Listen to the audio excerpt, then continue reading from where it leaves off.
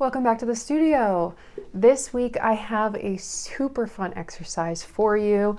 It is deceiving in its simplicity, but it is very skill building. It is very easy and fun, so I hope you will do many of them this week to build up your ability to see and, in effect, your ability to draw. So I hope you love this little assignment as much as I do. We are going to use a musical instrument. I'm going to use the ukulele. In case you didn't know this about me, I used to play guitar. I taught myself in high school. I saved up and I bought myself a red guitar. And I played it for many years, all the way through high school and college, and I didn't know a ton of songs. I just basically learned what I needed to be able to sing along to it. And eventually my wrists got worse and worse. I have had surgery on my wrist. And so I moved to a tiny little ukulele because the strings are really easy to hold and it's very small to play, and I'm not doing weird things with my arms. But there's a little bit about me. I'm not by any means very good at ukulele, but I believe that all creative endeavors work together to contribute to your overall well-being and your ability to be expressive and add more to this world, add the joie de vivre in this life. Are you ready? Let's dive in.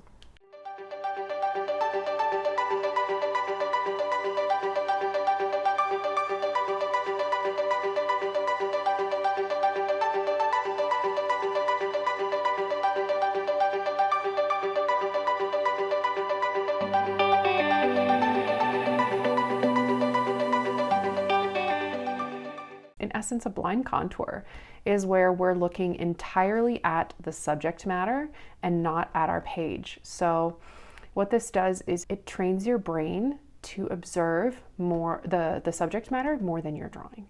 A lot of beginner drawers are looking constantly at their page and they're not looking at the subject, which is how you observe, which is how you get to become a better drawer. So we want you looking like 80% at the subject as opposed to your page. 20% you're looking at your page, checking what you're doing. 80% of the time you are in pure observation mode.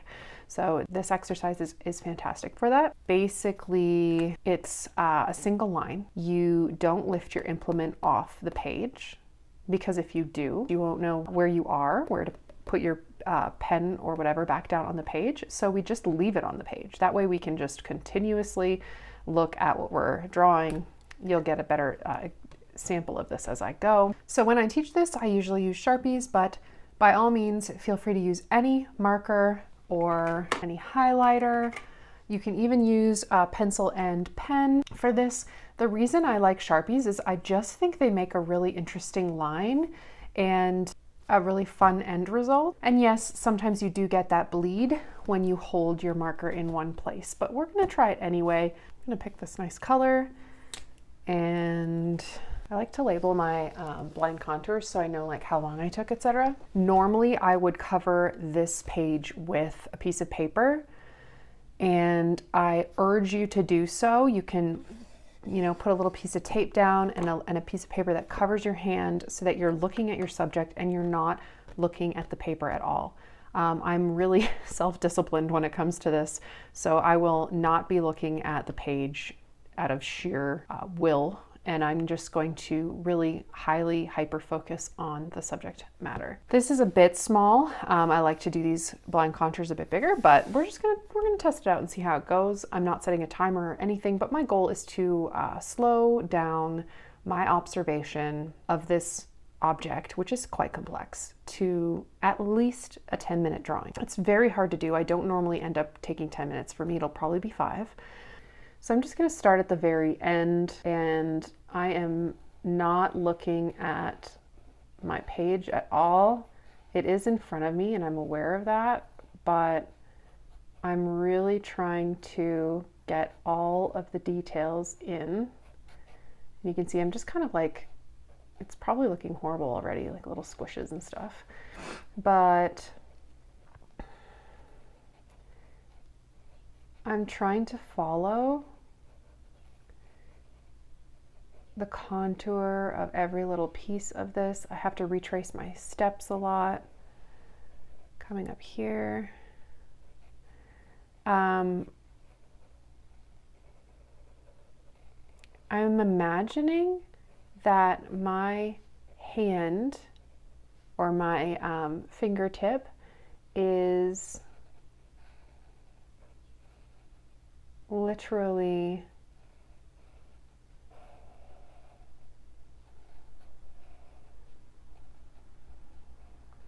tracing like all around this object. Retracing my steps. Normally I would have put a piece of paper behind this so that there's not as much bleed through on the page, but that's okay. So I've got what I think is the most of the entirety of tuning keys, and I'm letting my eye follow along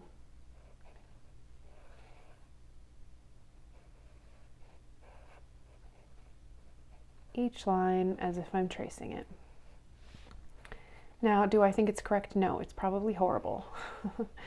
But that's not what this is about. Okay, length of the... It's hard to talk and do this because it truly is a matter of focusing.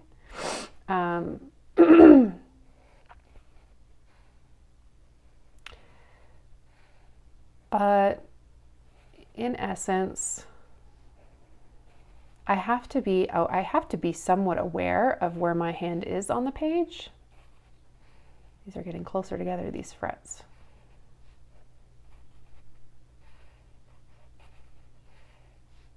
I'm not counting them, but I'm following my eye along. And I didn't put the circles in the center, but that's okay. Here's this side of the ukulele.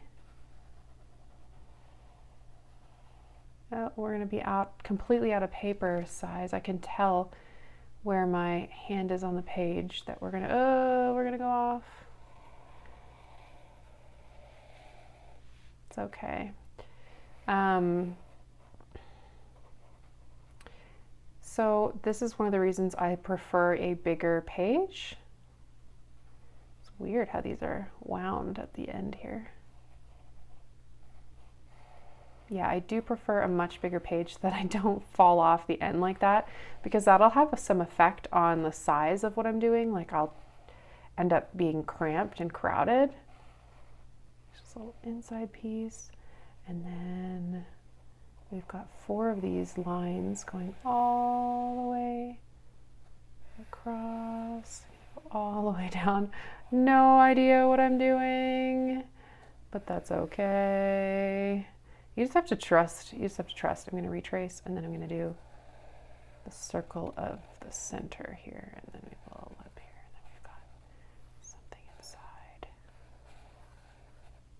Some notes, some sort of sticker inside there.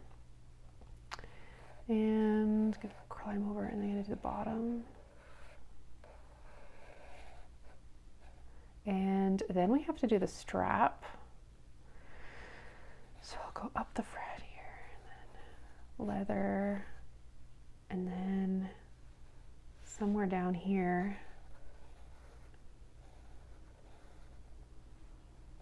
is the bottom. Oh my goodness. So you get, it can be a little overwhelming. It can get a little, it can feel a little crazy sometimes, all the different lines you're doing, but you just have to trust. So here's where it curves, and then there's the inside. Come back here, and then I could do all the little flowers on this strap. That would be fun. Here's the plastic piece. Fabric going inside it.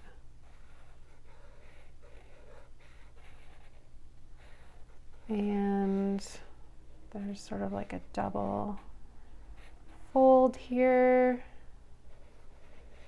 It goes all the way around, and this is definitely going off the page because our ukulele was off the page. Oops. So when you actually like leave the page like that, it's kind of hard to find your way back.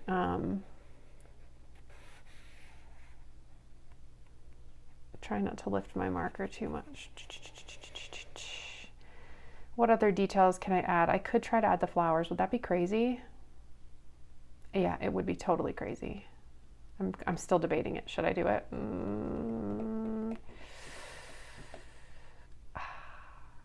Yeah, why not? Why not?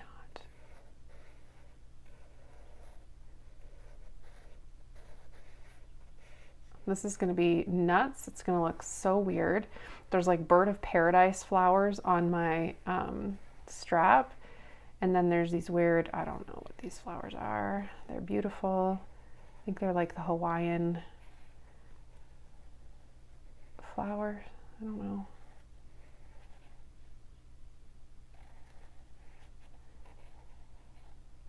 But it's interesting to try to do a pattern on something when you don't even know where your drawing of that actual something is.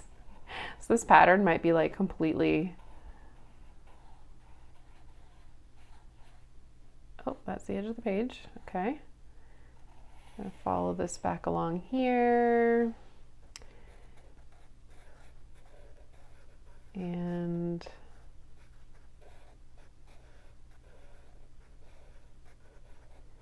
try to get each line of this, looks like a palm frond.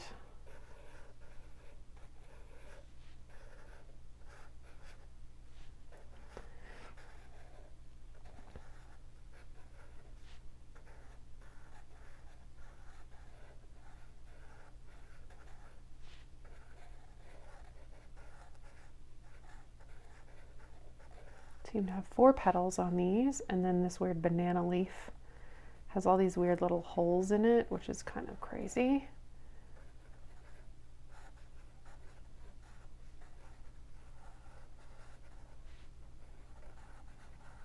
I don't know what I'm doing. I can feel with my left hand that this is the edge of the page, so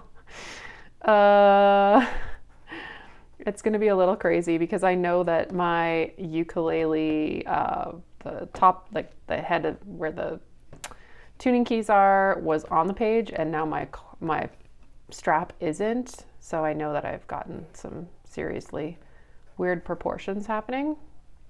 But I think that's all the details I can add right now. So I'm going to take a look. Wow. Okay. This is interesting. See how the top of my ukulele is here with the circle, but here's the actual ukulele shape. And then I have some details showing like the edge, the little bit of perspective of like the fact that this part of the ukulele is, it's deeper. The strap, I did not too bad matching the pattern on the strap. I think that was pretty good. The tuning keys look crazy. That's why I love doing this exercise with instruments, because there's a lot of symmetry, so we can pick up quite quickly, we can pick up the visuals. I really like the look of the fret. That's beautiful. This is my tuner. Oh, it's funny. So you can just laugh and enjoy your drawing. Here's the actual ukulele. There's my tuner. Just enjoy it and know that you've gotten better at observation. This video so far is 13 minutes, and I know I started talking before I actually started drawing, so I got pretty close to 10-minute drawing. Maybe it was more like 7, but I think we should try a couple more items. All right, for the next one, I got a package of cookies. I'm going to set it over here. I'm going to keep this out like all, sorry about the sound.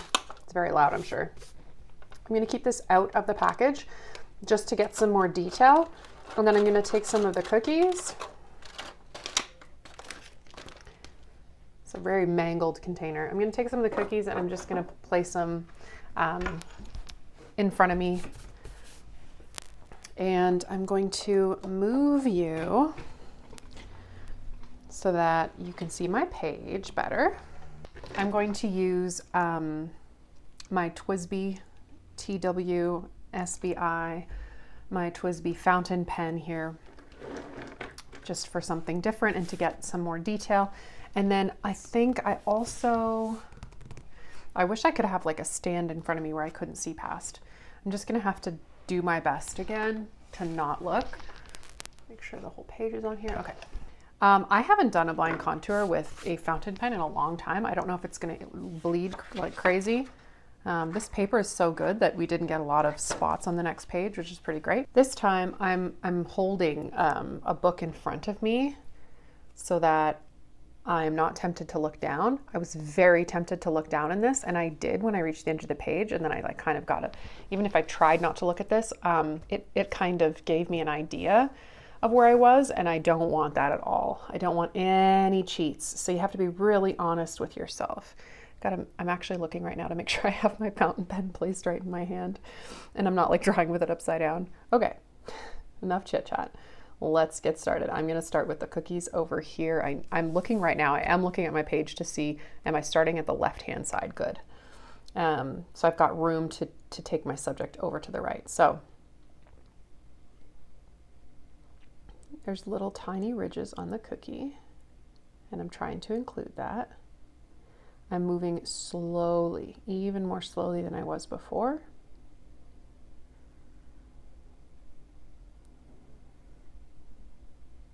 Ridges.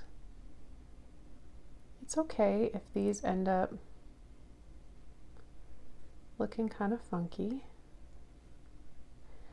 I didn't realize there's so much texture on these cookies. I think maybe too many details.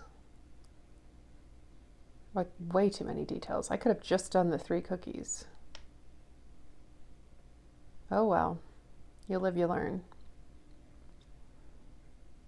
Just crazy pattern. I can't believe it. I wasn't paying any attention to this before. I just thought cookies, yeah, cookies, good. Cookies, how many times can I say cookies?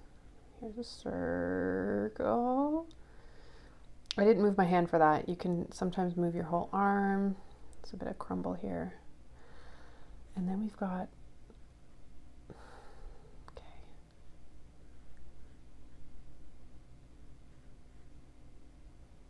We've got this weird pattern.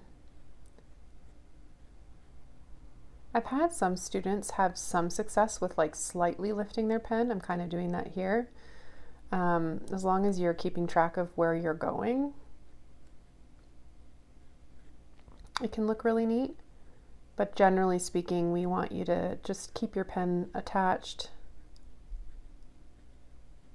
so you don't go crazy all over the place. This one's on an angle here.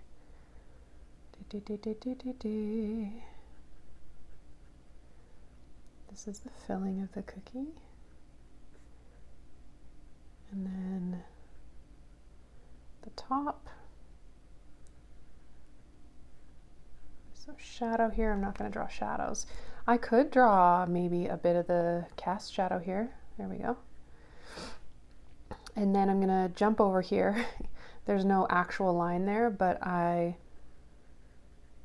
want to jump over to the package, the cookie container. Here are some creases in the bag.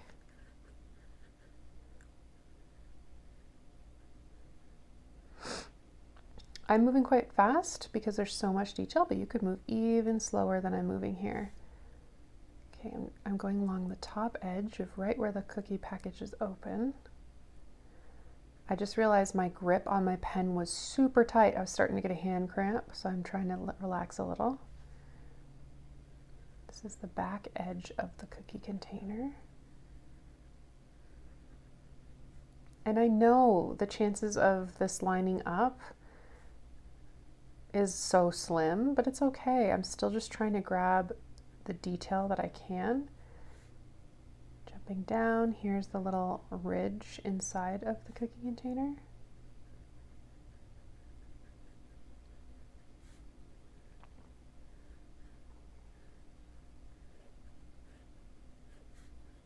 I hope I'm drawing right now. With a fountain pen, you don't know. Sometimes it kind of skips or it,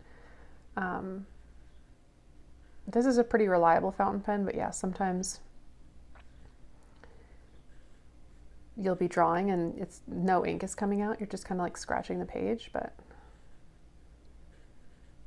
I don't know if this was the best way to do the bottom of the,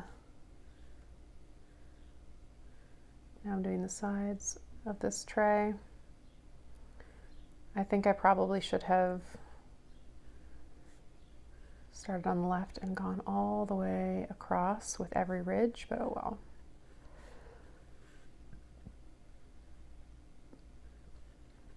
I am adding in some crumbs. I don't know what this looks like at all. It might just be blobby weirdness, but it's okay. Okay, coming over here, and now I'm gonna do the 3 cookies that I see inside. For that one, instead of kind of puttering around the edges, I'm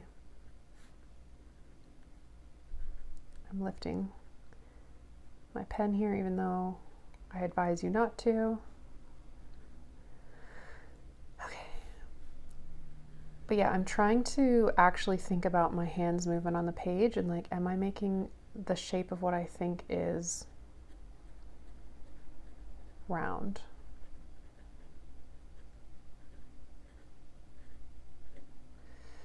And up here, we're gonna go another cookie.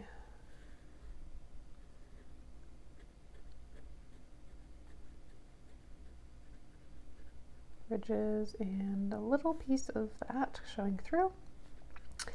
And then the rest of our bag, I can feel that I'm at the edge of the page here. Oops, it's okay. We live, we learn. Next time we do this assignment, you'll probably want to either pick a huge sketchbook, or should we do the letters? Yeah, you'll pick a huge sketchbook and stay drawing quite small, or you pick a page as big as your desk. That's okay. I wonder what it's going to be like to look at my bubble letters, my blind bubble letters, and if that's any more accurate than my other lines, or like because we write so much, we're so used to that, or not. Glutino. Do, do, do, do, do. I'm just defining the edges of the green color on this package. And then here's the side. So many crinkles in this. Kind of jumping around. This might be making it really mucky, but that's okay. There's a green box on the side here. Okay. Some little creases on the corner. And of course, the drawing or the picture of the cookies on the front of the package. What else can I do? I guess I could try to do like a cast shadow down here.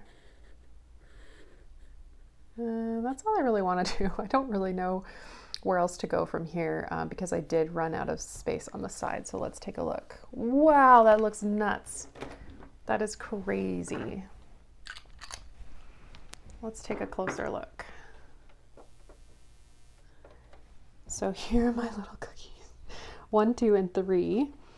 Here's the package, which actually looks surprisingly good. When I was doing it, I was talking about thinking that I should have done the whole, each ridge continuously. So down the side, over, and then up, down, over, and up. It's just not how I did it. I went this side first, then the bottom, and then the side. But it's still like matched up just enough to make sense. This looks like kind of the 3D corner of the package. It should be a lot longer, but I still see that 3 dimension there. These little crinkles are pretty interesting. I don't know what these are. I think these were supposed to be, oh, crumbs, right? Those were crumbs. Here are my cookies in the package. I dealt with the ridges differently each time. like on these ridges, I kind of outlined every single bump, and I tried to get the pattern. If you want to see the pattern of a cookie, it's kind of got a really pretty pattern on it. And so I tried to do that here, and I didn't bother over here. There's even cookies in the package. The glutino, I can actually read that still, kind of. That's neat. And then this weird line here was supposed to be like the crinkly edge of the package. This right here. But I think that turned out pretty neat. I like how they're horizontal and they're like these strips of pictures. Very cool. I think this worked out well with the pen. I might do another one with the pen. I think this time it would be neat to just focus on a couple of cookies. Clearly they are detailed enough. You know what's really, really great? Actually, an awesome subject matter for this exercise are plants. I hope you enjoyed trying out blind contour drawing. If you want to hang out and try some more subject matter with me and discuss just a little more deeply the practice of blind contour drawing and how it will change the way you see and think and perceive the world and your hand-eye coordination and the way you translate your surroundings into 2 dimensions, then hop on over to my Patreon.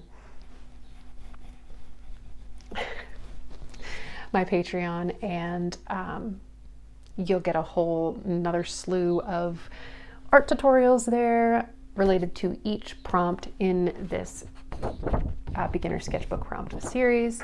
In terms of blind contour, what we will be doing together is this plant. So if that interests you, I will see you over there. Otherwise, I will see you back again next week for another prompt and drawing tutorial.